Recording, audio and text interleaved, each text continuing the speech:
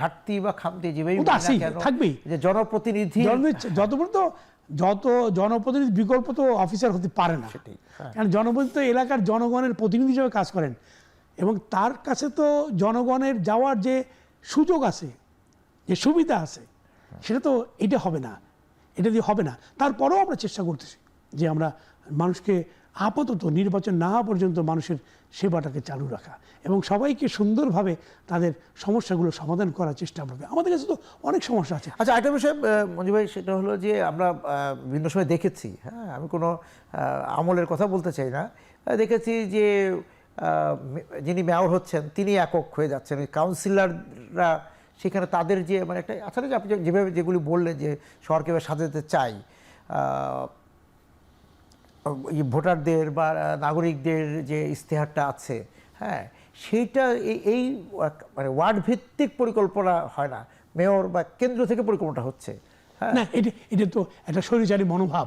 হ্যাঁ, এক মাথা, কাউন্সিলরদের ওখানে বলার কিছু নাই, এক মাথা আর সব মাথার পরিকল্পনা, এটি কিন্তু আলাদা। আমরা চাই, এখন তো নতুন যাত্রা শুরু হয়েছে গণতন্ত্রের, এখানে তো স্বৈরাচারী হওয়ার কোনো সুযোগ নাই। মানুষের তো রুচির পরিবর্তন ঘটেছে, মানুষের দৃষ্টিভঙ্গির পরিবর্তন হয়েছে, মানুষ তো চেঞ্জ চায়। জুলাই অভ্যুত্থানের পরে মানুষ তো পরিবর্তন চেয়েছে, সেটি হচ্ছে যে বৈষম্যহীন একটি সমাজ গঠন, সুন্দর ব্যবস্থাপনার সিটি কর্পোরেশন, এটা মানুষ চায়। মানে খবরদারি করার জন্য কেউ এই চেঞ্জ চায় নাই, চেয়েছে যে মানুষ খুব সুন্দরভাবে তার সমস্যা নিয়ে সিটি কর্পোরেশনে যাবে, কাজটা শেষ করে বেরিয়ে আসবে। একটা মানুষ 3 দিন যাবে কেন, কিংবা একটা মানুষ সারাদিন কেন ঘুরবে, কেন সে যাওয়ার সাথে সাথেই তার সমস্যার সমাধান পাবে না? আমরা এই জায়গাতে কাজ শুরু করেছি।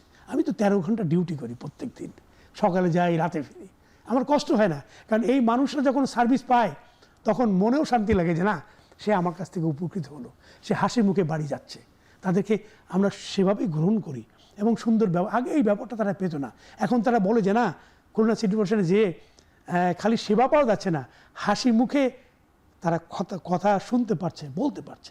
আমরা এই জায়গায়, হ্যাঁ, মানে নাগরিকদের এটা একটা বড় জায়গা যে সে তার, এবং এখানে একটা বিষয় কাজ করে যে তার দলীয় পরিচয়ের দরকার নাই, সমর্থন অবশ্যই, হ্যাঁ, সেটা না, আমরা তো মানে কোনো রাজনৈতিক পরিচয় চাই না।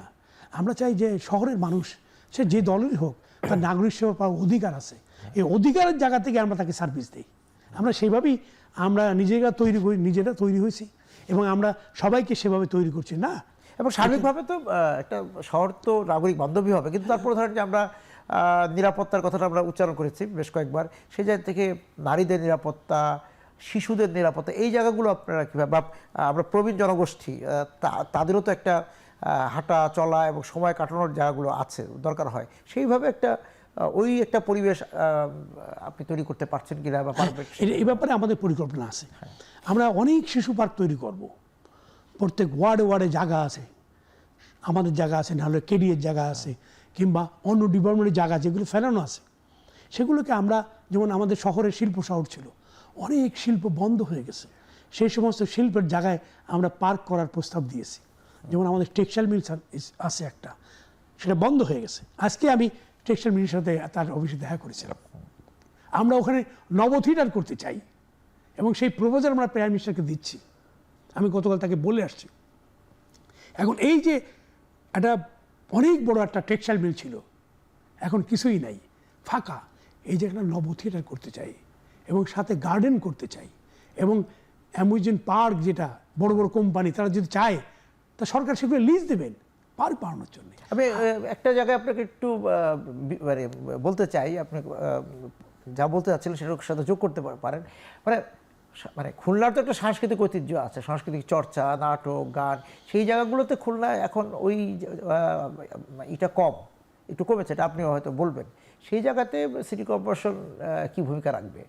আপনি ঠিক বলেছেন, খুলনা তো একটা সাংস্কৃতিক অঙ্গন, বড় একটা অঙ্গন, খেলাধুলা সহ সবকিছু মিলেই বিশাল অঙ্গন ছিল।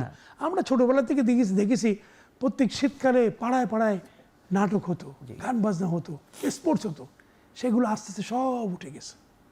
এবং বিগত সরকারের আমলে এই সাংস্কৃতিক সংগঠনগুলোকে আরও কর্মকাণ্ড সংকুচিত করা হয়েছে। দলীয় সংগঠনকে প্রাধান্য দিয়ে বাকি সংগঠনকে দূরে সরিয়ে দেওয়া হয়েছে। আমরা এই সংকোচন নীতি অবলম্বন করব না। আমরা খুলনার সমস্ত শিল্প সাহিত্য সংগঠনকে আমরা নার্সিং করতে চাই। আমরা চাই যে তারা কর্মসূচি দিক, দরকার সিটি কর্পোরেশন তাদেরকে ফিনান্স করবে। যথেষ্ট মঞ্চ আছে, অনেক আছে, অনেকগুলো আছে, আচ্ছা, অনেকগুলো সংগঠন আছে যারা, আমি মঞ্চের কথা বললাম যে না মঞ্চ আছে তো, খুলনা জেলা শিল্পকলা একাডেমি আছে, ওটা একটা ভালো মঞ্চ, সুন্দর। হ্যাঁ, যদি ওটা সিলিং ভেঙে গিয়েছে, আমি গতকাল আমাদের সাংস্কৃতিক মাননীয় মন্ত্রীকে বলেছি দ্রুত এটা মেরামত করার জন্য। আমরা খুলনা শহরে আমাদের হাদিস পার্ক ছিল একটা প্রাণের জায়গা, এখানে উন্মুক্ত জায়গা, এখানে শহীদ মিনার আছে। এই শহীদ মিনারের পরে এর আগে সবসময় সাংস্কৃতিক সংগঠন অনুষ্ঠান করতো, বিভিন্ন ন্যাশনাল ডে ইন্টারন্যাশনাল ডে অনুষ্ঠান হতো, সেগুলোকে আমরা চালু করতে চাই। এবং সিটি কর্পোরেশন পৃষ্ঠপোষকতায় এই ধরনের অনুষ্ঠান, যেমন রবীন্দ্র জয়ন্তী, নজরুল জয়ন্তী শুরু করে সমস্ত জাতীয় কর্মসূচি আমরা এইভাবে পালন করতে চাই, যাতে করে মানুষ সংস্কৃতির মধ্যে আসুক এবং খুলনা শহরের তরুণ ছাত্র যুবকরা তারা সাংস্কৃতিক মনা হোক, আমরা সেই জায়গায় তাদেরকে আনতে চাই।